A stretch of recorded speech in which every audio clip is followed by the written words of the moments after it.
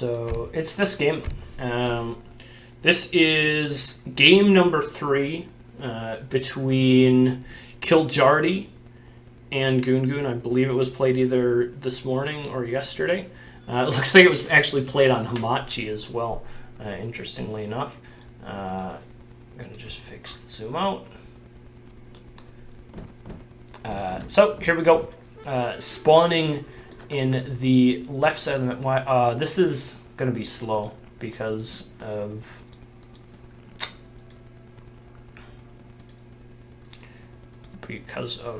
this.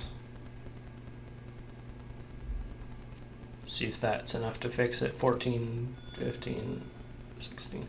That looks to be, I guess, about the right speed. So spawning on the left side of the map, playing the Indian civilization is Daniel. Daniel is also GoonGoon's first name, so likely, I mean, this is GoonGoon, so I'll be calling him GoonGoon from this point forward. And spawning on the right side of the map, playing the orange civilization, or playing the Indian civilization in the color orange, is Kiljardi.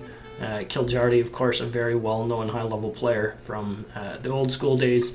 GoonGoon, maybe a little bit less known of a player, but certainly a very good player in his own regard, has been up in the low PR 40s as well. So hide game time, I can't I can't do that. Like I don't have. I guess I could like come up with something very quickly.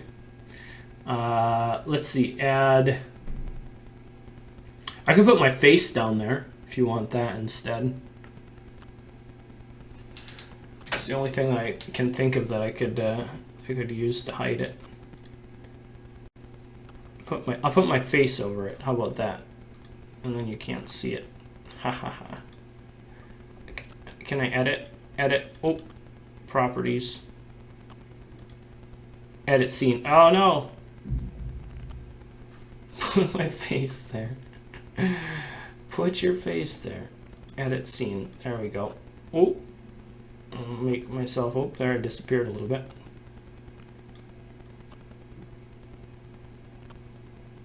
There. We'll make this bigger. Make sure I can. Okay, you can't see the game timer now, I think. So I'm gonna do that. I'm gonna hide the game time with that. Unpause. Okay. So as I mentioned, I think I have everything. The time counter, the one above the score. Oh no, that. Oh, I can bring that down as well. Okay. There we go. I think we have everything set up as good as it can be. So spawning on the left, things are still like moving in somewhat slow motion. This is annoying. I'll leave that about like that. Let's see if that fixes it. 7, 8, 9. No, it's still slow. Age of Empires 3. Why you do this? I guess shadow quality, try low. 11, 12, 13. I guess that looks okay. Things are still going in like slow-mo though.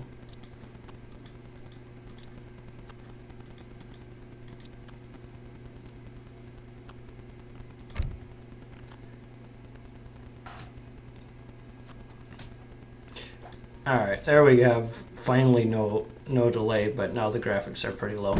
But either way, I guess this is the best we can do, just because that's the way the replays work. So, starting kind of over again, spawning on the left-hand side, we do have GoonGoon playing the India civilization, and in the right-hand side of the map, we do have Kiljardi playing the Indian civilization as well. It is a mirror, and both players, as I mentioned, very high-level players. We'll have to see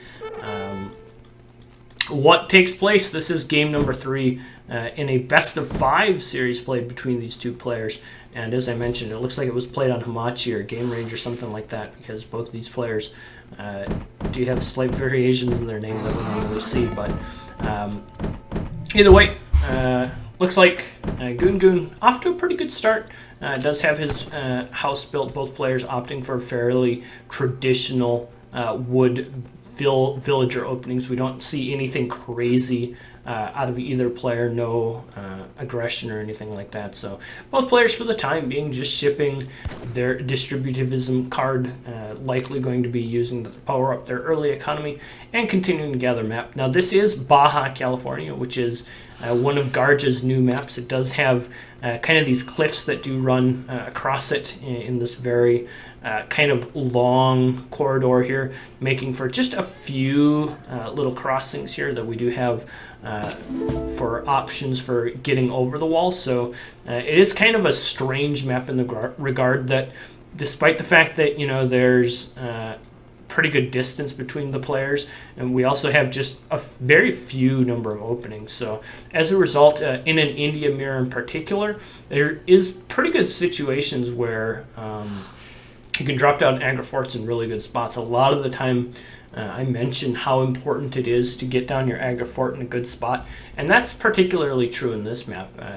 Imagine, if you will, aggro forts in locations like this really going to start denying any sort of, you know, counter pressure. It's going to give you a lot of vision. If you take a look at the only places your opponent can actually apply pressure to you, it's in these three locations. And if you cover one of those locations completely with vision with an aggro fort, maybe a wall, something like that, there is not going to be the option for your opponent to really sneak anything by you. And that's pretty important, because as you can see on this map, there's not a terribly large amount of hunt. If you take a look at Kiljardi's remaining hunt here in his base, not really that much hunt. I mean, he's got a couple pronghorn here, he's got a couple pronghorn up here, he's got a couple remaining pronghorn from his first hunt, which it looks like have slipped out the back of his base.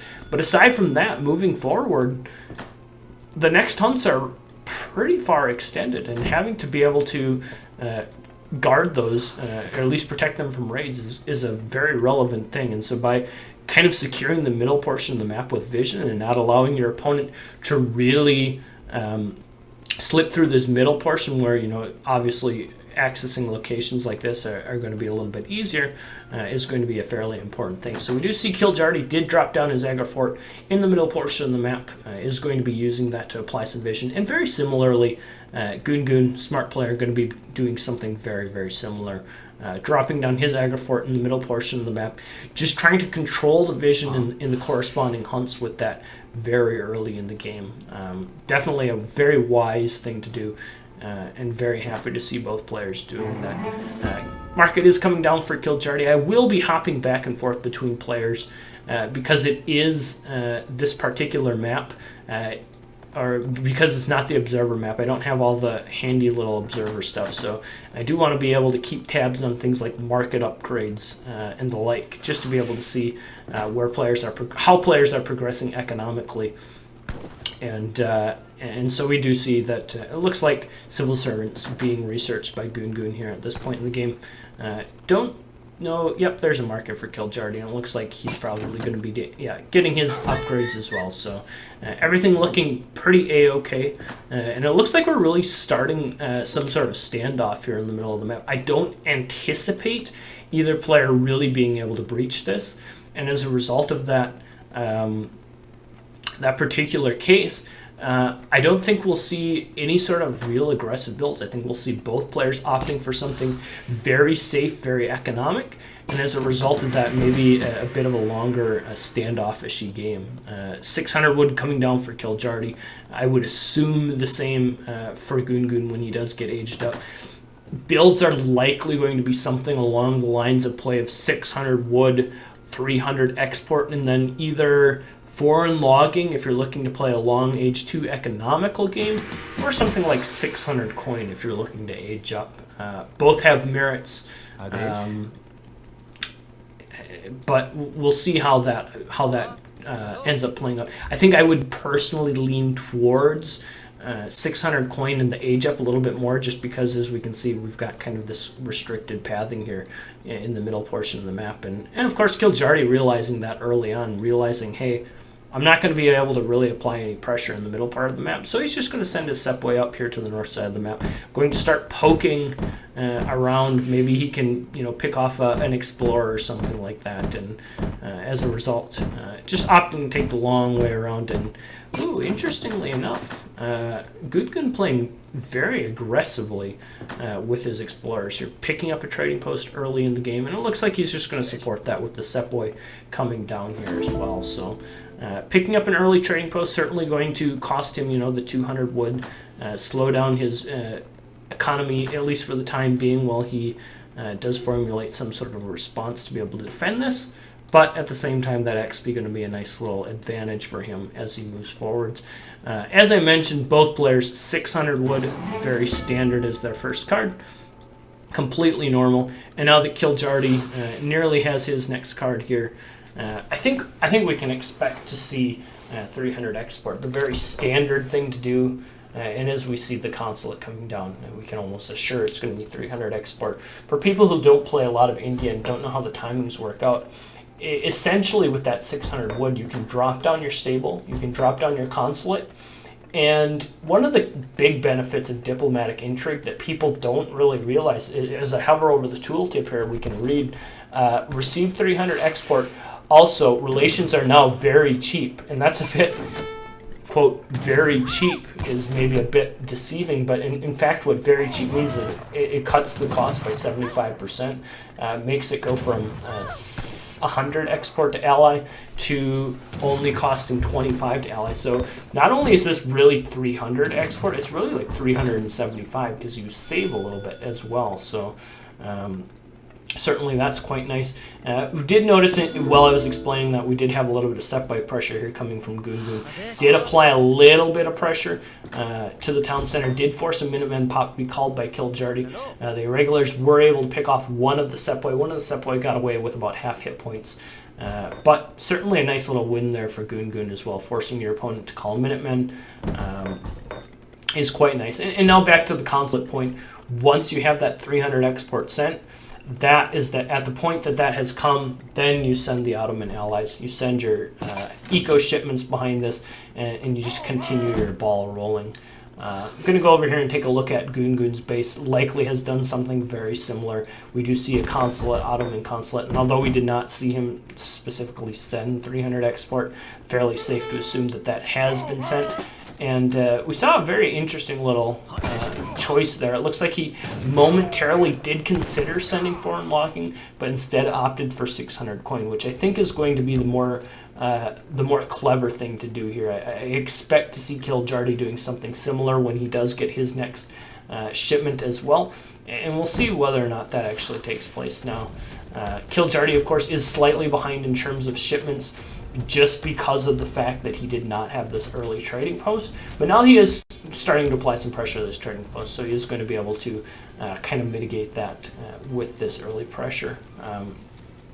Looks like some sort of lag going on here with my computer. I'm not sure what's going on there. But pushing up here, going to be able to pick off some of these Gurkhas. Does have them surrounded, and despite the fact that there are Zems, there's a fairly overwhelming number of units here for Kiljardi. Going to be able to pick off a lot of these Gurkhas. Doing a pretty good job of microing, taking down both of the elephants as well, using the Sepway to tank those down pretty well. And despite the fact that his opponent did have the trading post early on, we can kind of see the discrepancy of units here that's resulted there. Now, I don't know that GoonGoon is necessarily in a poor position as a result of this, but it is something to be considered. There are more units for Kiljardi. He is trying to take down this trading post, and should he take down this trading post, will find himself in a pretty good position. But despite that fact, 600 coin is being shipped for Kiljardi as well. Looks like both players on the same page in terms of what they need to be doing to follow this up. We can see GoonGoon is quickly approaching the number of resources needed to age up, and as a result of that, will find himself in the next age very, very quickly. At that point in the game, I do expect some sort of timing push, and that's when I think the fireworks will really start to fly. That's when you'll have something that can potentially punish this middle portion of the map, and once that actually begins to happen, that's when something kind of scary can happen. So trading post does go down. Kiljardi is able to use the early military unit advantage to kind of mitigate that advantage that his opponent did have. But at the same time, GoonGoon is aging up, is aging with the Charminar Gate, and Kiljardi, his opponent, is not quite aging up as a result of that. So we'll have to see. Looks like Kiljardi is actually trained quite a few more units than his opponent. His 600 coin is on the floor, and he does have considerably more coin available to him, still remaining in those crates, and he has a pretty nice military advantage. But behind this, I mean, GoonGoon's aging up. Kiljardi is continuing to train units. And I don't wonder whether or not Kiljardi is just going to have intentions of continuing to play this in Age 2. We can see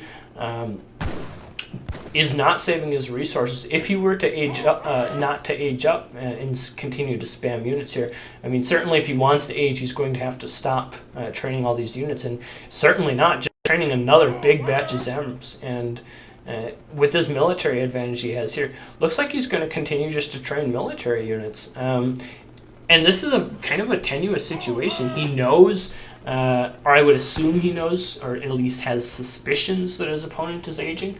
And he needs to do one of two things with this army advantage that he's now established. He needs to seek out where his opponent is gathering resources and eliminate those resource gather locations as something that his opponent can utilize, or else he needs to like go straight for the throat and try and kill his opponent, because certainly the one situation he doesn't want to have to deal with is a situation where his opponent is aged up and he is not aged up, and his opponent gets out some sort of high-tech surrounding unit, something like Mahouts or something like Urumi, something that can really punish him for staying in the second age. And it looks like in fact he's just going to try and age himself, and this is the timing that GoonGoon has right now. Like, this is his time where he's got the better upgraded units. He's going to have a shipment available to him, and we'll see whether or not he's able to make anything out of this. Let's take a quick look at his deck. He does have 3 Mahouts in his deck. He does have the 2 Siege Elephants. I mentioned how good the Siege Elephants would be at poking down potentially the Eger Fort. He does have 7 Urumi as well, so those are all options that he has available to him, that now that he's in the next age far quicker than his opponent, he's going to have able to utilize. And we'll see. I'm curious. It looks like he's saving to use the Mahouts at this point. Certainly, if he would have sent the Siege Elephants, he could have sent it by now. He could have similarly sent the Urumi. Certainly, he could have sent any of his plain Jane, 9 Zam, 8 Zam, 8 Skirm, stuff like that at this point. And so it looks like he's holding off for those Mahouts. And I think we're going to see those Mahouts. Yeah, here they come. And when those Mahouts come, this is going to be go time. Looks like he has every intention of winning the game right here, right now, likely going to be training a few more units. And this may be able to catch Kiljardi a little bit off guard. If we take a look at the military units of Kiljardi, let's just highlight his army to see what he's got. He's got 5 Sepoy, he's got 5 Zams, and 18 Gurkhas. And so despite the fact that he's got, at least for the moment, a fairly good-sized army that is soon going to be upgraded and soon is going to be a little bit more in number, he doesn't have a lot of anti-cav. And as a result of that, these 3 Gardner Hussars, combined with the Mahouts, as well as the Gurkhas to deal with any sort of heavy infantry response, could be very difficult to deal with. Kiljardi is just now arriving into the next stage, and this is go time. Here come the Mahouts for GoonGoon, pushing his way forward. Also does have disciplined Gurkhas researching right now, which looks like it's going to hit just as this fight is about to engage. And we do also see the consulate is quickly ending its relations, likely going to be trying to get that allied with the British, but I don't know that he's going to have time for that. Looks like the Gardeners moving their way up, the Mahouts coming up, getting a little bit hung up in the trees, going to try and get into some sort of position. And this is the point where Kiljardi just doesn't have the upgrades. We can see 9 Zams coming from Kiljardi. He doesn't really have any sort of response to these Mahouts. Inspiration is called by Kiljardi, going to be able to try and deal with the Mahouts. One of the Mahouts is going down. The Gurkha's doing some decent damage. 3 more of the Mahouts as well, stepping their way forward. I don't think it's going to be enough. The Mahouts are strong, but I don't think they're strong enough to be able to actually deal with this army that Kiljardi has. The inspiration time is down, but there's just too much stuff here from Kiljardi, and yeah, that's going to be it. that's game called. And certainly the game is over. I mean, at this point, take a look at the remaining army. 18 Gurkhas, 6 Sepoys, 5 Zams, 4 Hussars, as well as 3 Gardeners in the mix. Versus GoonGoon, who has essentially just lost everything. So, actually a fairly decisive game. Kiljardi maybe just taking the safer approach, not going with any sort of trade post shenanigans, was able to siege down his opponent's trade post, and then just getting off, I think, the better build, getting more units out, more relevant units, and despite the fact that, he didn't have the tech advantage necessarily that he could have had, the Mahouts really getting hung up here in the trees, and just having the more stuff principle that sometimes we talk about ended up winning him the game. So that's it. That's the game. That's the game that was picked. That's going to be it. So thanks for tuning in, guys. Of course, do submit your games to that thread that I have. I'll drop a link to it in chat. If you want your game watched, link it, post it in this, post it in here, and I will watch it. So either way, thanks for tuning in, guys. That's going to do it for SmackDown. Next week, I think we're going to have SmackDown a little bit early. We're going to start an hour early, and we're going to watch Samwise versus Maito, I think, in that best of 7 or whatever it is.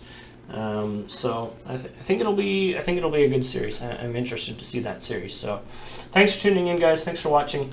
Hopefully we'll see you all back here next week for Samwise versus Maito. And until then, take care.